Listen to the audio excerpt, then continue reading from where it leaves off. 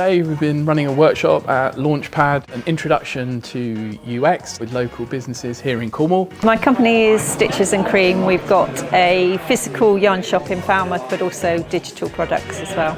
I am Chloe and my company is Loveday. We are a distillery making organic rum in Falmouth.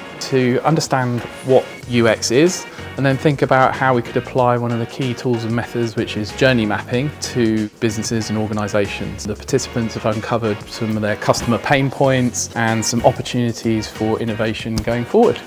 I found it really interesting. I sort of had some experience of user experience myself before, but this was really helpful in thinking about how I would apply it to some of the products. I could identify the pain points from my customers too. The workshop was brilliant. We have lots of assumptions. We think we know lots about what our customers are doing and how they navigate through our website, for example, but actually mapping it out in the way that we've just learned how to do in the workshop, identifying pain points and what to do about them, is something we've never done before. It's so useful.